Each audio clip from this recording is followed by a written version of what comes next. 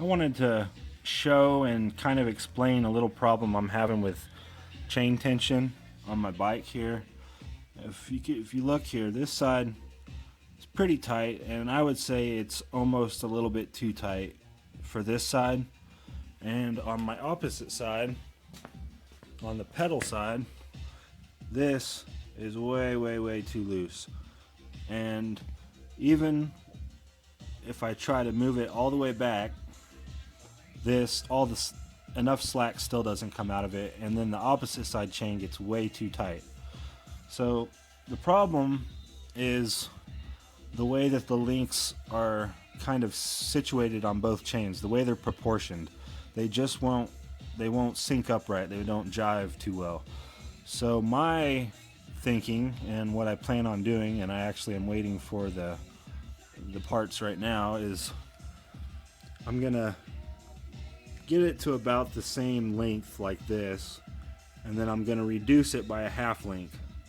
Or I'm gonna put a half link in place of a full link, and what that should do is give me, proper chain tension on this and allow me to loosen the other side a little bit, because this is way too loose and this is pretty dangerous. This is my only brakes here. So if this pops off and I'm going down the road and I have to come to a stop, I might be in trouble. So that's definitely not something you want, on either side. But I mean, the pedal side is equally as important when that's where your brakes are located. So what I'm gonna do is later on, I think my new chain, because I'm just gonna replace the whole chain. It was cheaper to buy the chain and everything, so I just did it that way, and I bought a lime green one to be goofy. But I'm gonna, once it comes in the mail today, I'm gonna get it all on there, and I'll show the solution, how I fixed it. But I don't know if many people have this problem, the pedal side being just an awkward amount too long, to where you can't do it without a half link basically. So that's what I'm waiting on, and I'll show the results once I get that all together. I am prepared to state that while I was there, we saw living bodies, dead bodies of entities that were not born on this planet. We have contact. I don't know how lucky I am, but it looks like this chain straight out of the box. It's a Kink brand BMX chain. I believe it's 100 links, and it's just, I'm gonna think, the perfect size for what I need without having to cut it or nothing. I can't pull it exactly all the way close together with my hand, but once I loosen the back tire and connect it, it's gonna be perfect. It's gonna allow me to bring this further up, and it'll take the slack out of the, like the previous chain had a lot of slack in it, and it's gonna take that out, and it's also gonna allow me to loosen this one up a little bit. So I'm gonna get this mounted on here, and I'm gonna show you how it turned out. Alright, there it is with the goofy green chain.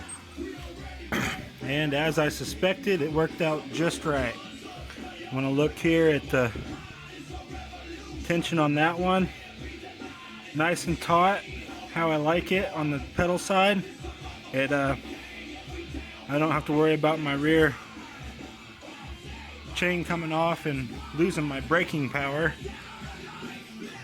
And on this side, and on the engine side, I like to run it a little bit looser, or more loose, sorry. Bad English. As you can see, it's not entirely loose, but to me this is perfect. It allows for free movement. There's no binding or nothing like that when it's at this tension. It rolls really smooth. It's easy to pedal when your clutch is in, if you have to pedal, as I've been known to run out of gas here time and time again and having to pedal home. So yeah, that's it. It worked out perfect. So half link on the pedal side if you ever have a issue where you can't get them to jive. Get a new chain or add a half link to an existing chain on your pedal side, and most likely whatever length you need it to be, that half link will make it just right. So yeah, no half link on the engine side, just a master link. You know, now I got a master link on both the engine side and the pedal side, so easy removal.